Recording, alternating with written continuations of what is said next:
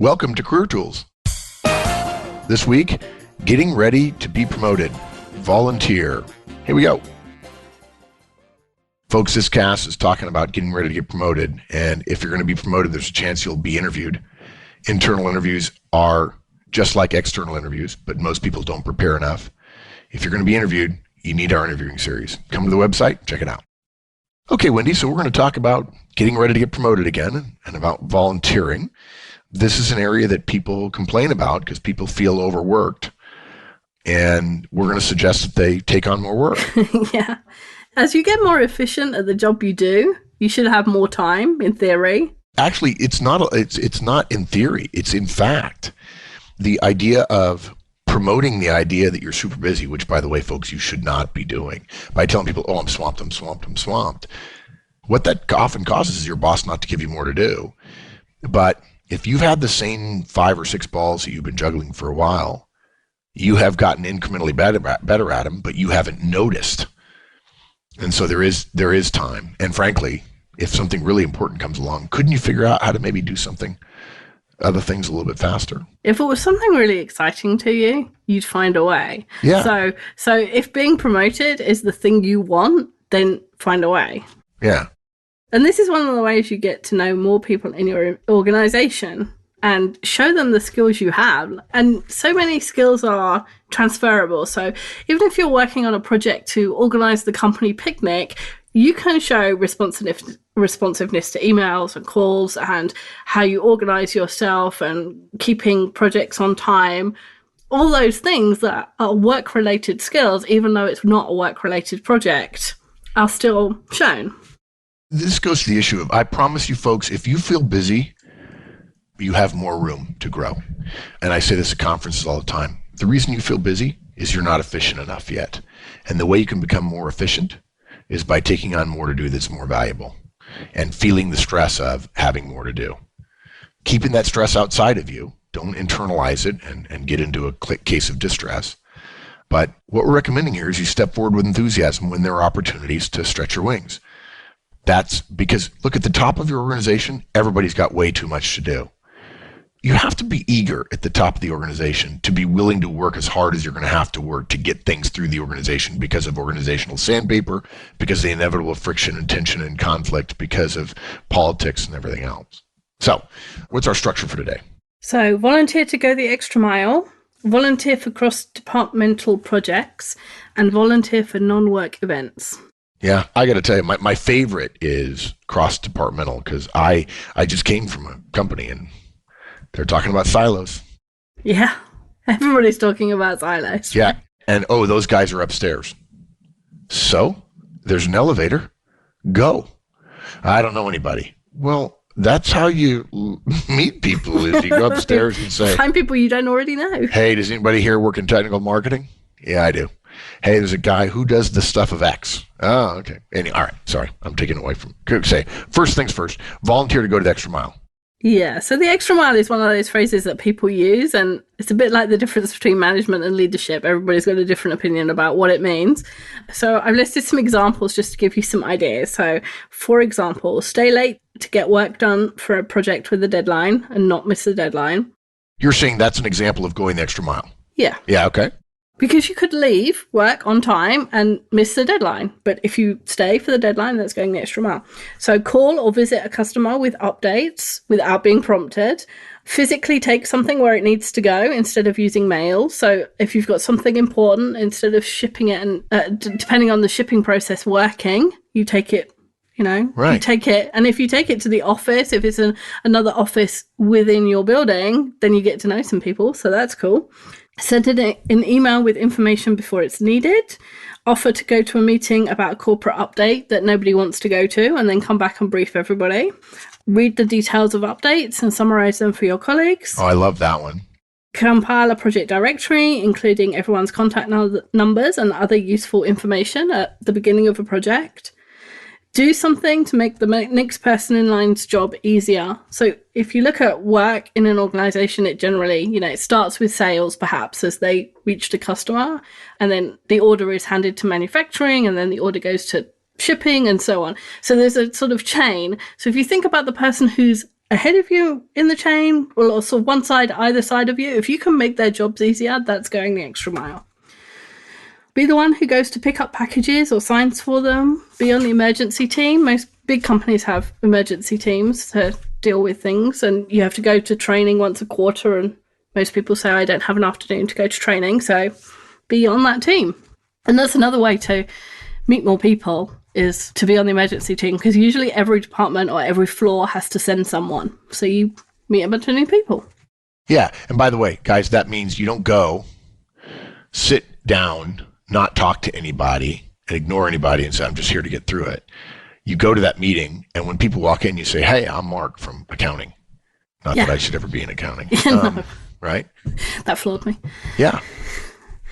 Yeah, and we're not saying that you have to stay early or stay late every night, or you have to do everything on this list. You don't have to bring your boss coffee every morning.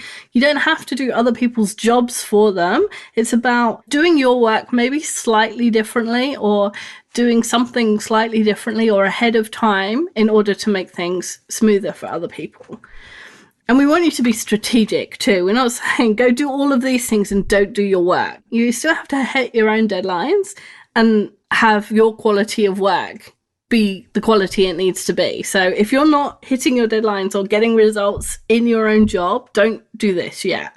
Do that first and then move to this. So once you've got your job down and you're getting the results that you need to, then you can start about doing a little extra. Be the person who offers, be the person who's helpful, but you don't need to be a doormat. You don't need to do everything for everybody. Right. And I think, guys, if you think about it, if you're familiar with our work over on the managerial side, we have the juggling koan, where we talk about having too many balls to juggle and how do you solve that problem.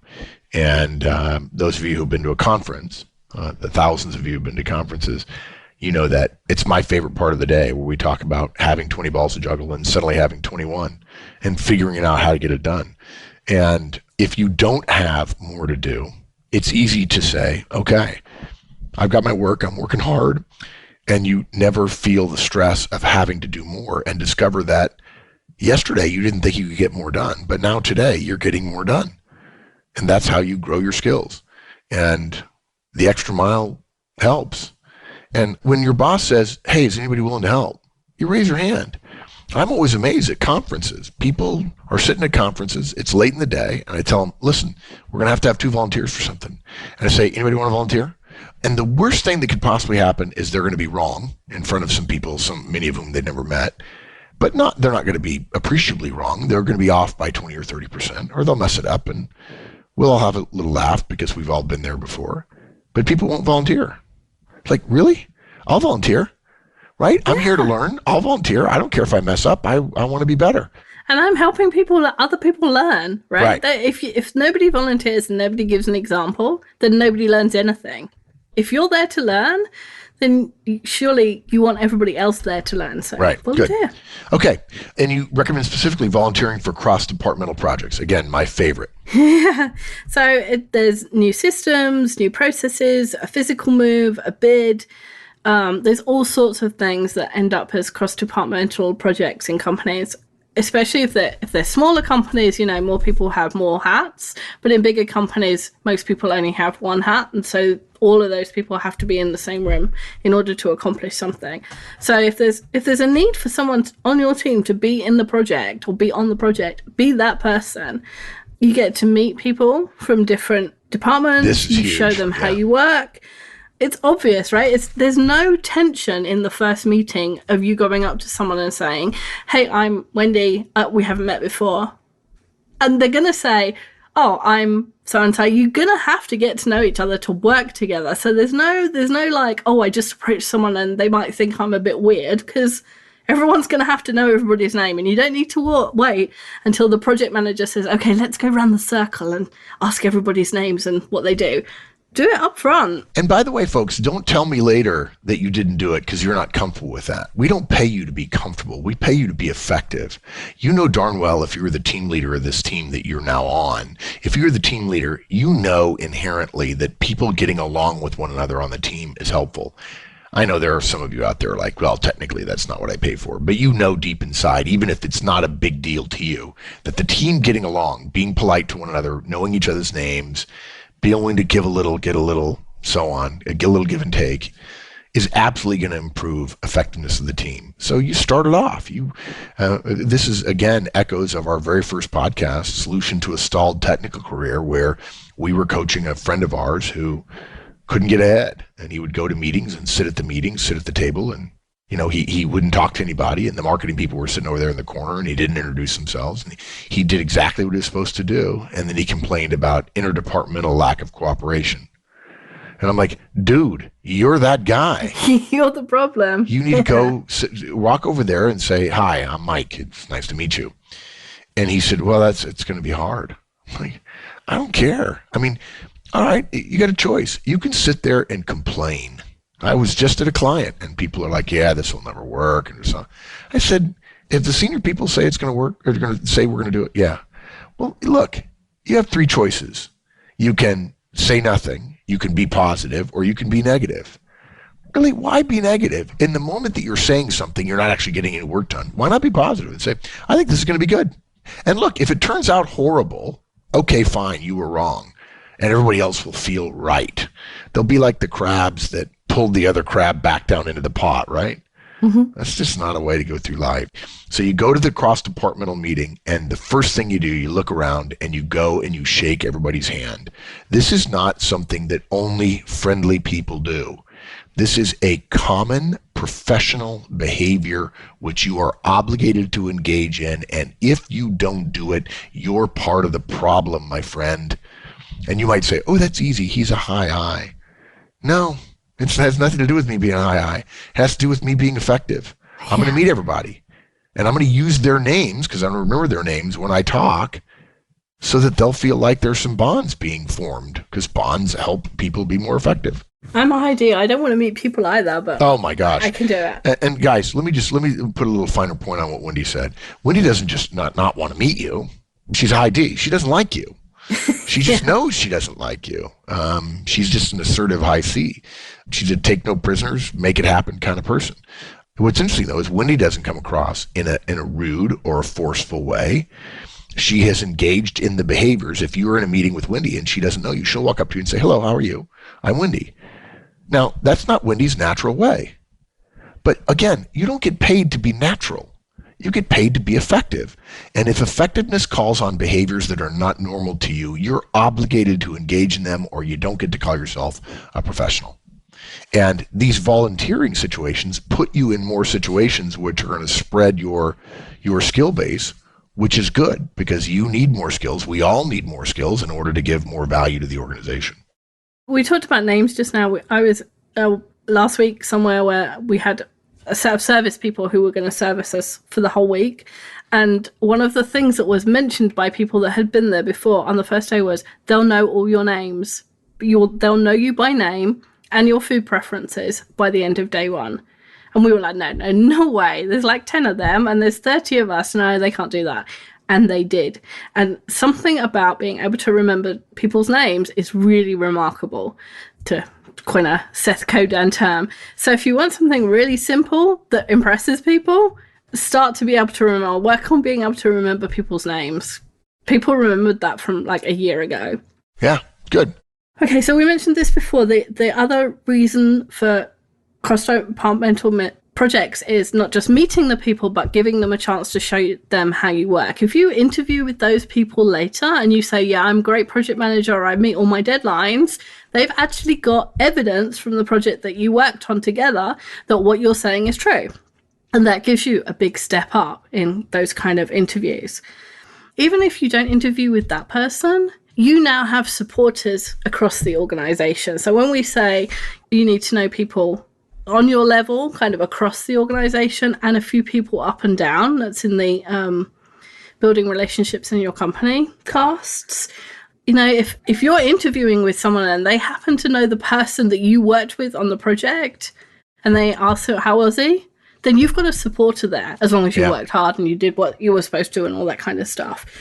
And once there's people talking about you all over the organization about how good you are, you don't need to look for a promotion. Somebody will come and ask say, you, "You're good. I hear about you all the time. We've got an opportunity. Would you like to take it?" And that's the best place to be in. I'll tell you something else. If you're a manager and you're listening, welcome to the Career Tools side of things. And here's what you do. When you have somebody on your team that needs this kind of experience, you say, "Hey, I'm going to announce in next week's meeting that I need a volunteer. You should volunteer. And it'll help you do this and this and this. And when you go do those things the first couple of times, you'll be terrible at them. But after about 10 times, you'll become good at them. This is how you do it." I know that sounds really informal, guys, but that's how the best managers and leaders do it. They just talk in regular language about, "Hey, I want you to volunteer. It's going to be hard. It'll stress you a little bit. I'll help you a little bit with your workload, and you'll get it done, and you'll discover things are fine, and it'll broaden and deepen your skills." I tell people all the time that at the conference, I say, if you were an animal, the great curse of being an animal is that you can only do 4 things. You can eat, you can sleep, you can procreate, you can go to the bathroom. Okay? That's it. The beauty of being an animal is that because you only do 4 things, you are brilliant at them. You don't even have to think about doing those 4 things, which is good because for most animals, you can't think. Okay? You're very deep and very narrow. Okay? The great beauty of being a human being is you can do anything you want. In other words, you're not limited to those 4 things. The curse of being a human being is you stink at them the first time you do them. And there are far too many professionals, and I would say also young professionals, and I learned this the hard way as well, that you think, I want to do something, but I know it's professional for me to be good at it, and I can't be good at it, so I don't want to do it. And you're stuck in this recursive loop of, I need to get better, but I don't want to be bad. And what you have to understand is, you have to be bad at something in order to get good at it in the beginning, and that means being willing to volunteer to do it. Marissa Mayer talked about her early career lessons, I think in a Fortune magazine article a while ago in 2013, and she said, I went to Germany and I couldn't figure out the grocery store. I didn't know what to say to order the things I wanted, and I ran out of the store in embarrassment. This is the CEO of Yahoo, and had been a big player before at Google. Well-regarded CEO who said, I didn't know what to do, but I knew that I had to put myself in situations that I wouldn't know what to do, so I would do them. I just talked about in things I think that my weekly email that goes to licensees, it's so popular that we just heard from somebody, Fortune magazine just interviewed a reporter, I want to say her name was Julia Boorstin, and she was asked, what's the best career advice you've ever gotten? A bunch of people were actually asked that. And she said, say yes, work hard. Right? Meaning volunteer, absolutely. Take opportunities. And I bet some of you listened to this, heard the title of this cast and went, volunteering. Dude, this is how you expand your network and build your capability. And by the way, less fear because you're not doing it in front of your boss. Sorry, I'm going on and on. Okay. And now you said volunteer for non-work events. What are we talking about there? Okay. So sometimes if you're more junior, it's harder to find projects or to be allowed to be on, projects. If you're on a frontline role, people might not necessarily, your managers might need you in that role all the time, or they might, have a certain amount of floor time or call time that you need to be doing. And so it's more difficult for you to get onto those interdepartmental projects. But you can volunteer for the company picnic, the holiday party, the company offsite, or a conference, something that's work related but isn't, the core company. It's the fluff around the edges, says the Heidi who doesn't like parties. And there is always too much to do to organize those kind of events. There's if you've got 1,000 people flying into a conference, that's a lot of organization. And even if all you do is help put out the name labels in alphabetical order on the tables, you just saved someone an hour, and they'll love you for it because you just did the most boring job there is. Right. And, if you do it well, keep them neat and tidy and make it look pretty, they'll love you even more. And now you've got a supporter. Yeah. And again, you probably feel you don't have time for this. Well, what you do is on the day that you have to be at that leave for the offsite at 4:00 where you're going to help them set up or something for an hour and a half, which normally you would work from 4 to 5:30 before you went home. you will bust your tail in order to get stuff done by 4 o'clock. And you'll discover that there are days that you leave at 5:30 when, gee whiz, I could have got everything done by 4 o'clock if I had to leave. Just like all the moms and dads who leave to coach soccer or do Girl Scouts or Boy Scouts or scouting or whatever, or go to their MBA classes and leave a little early, or the last day before they go on vacation, they're suddenly terribly effective and efficient because they make decisions and move quickly because they know they're going to be gone for 2 weeks. It can be done. Maybe you're not helping a client, right? They're not strictly work. But again, you're showing your professionalism, you're helping people out, you're making connections. And, I talked to somebody the other day and he said, it kind of stinks, Mark, because I really feel like there's favoritism. I said, you use the word favoritism in a way that has a negative tinge. Let me tell you what favoritism is. The top people want to promote the best people. And yeah, there are unethical top people who promote their friends who are idiots, but that's pretty rare. A really senior person is not going to hire somebody who's not ready for the job. Favorites are people who are believed to be the best person for the job, believe me. And how do they know who the favorites are? They get to know them. How do they get to know them? The favorites volunteer. So it's not favoritism other than the fact that, believe me, at Manager Tools, as one of the owners, I play favorites. In other words, the people who perform the best, they're my favorites. If that bothers you, you need to find another line of work. That's the definition of professionalism in modern organizations today. Favoritism is an offshoot of effectiveness. I just read Commissioner Bratton's book, the guy who did...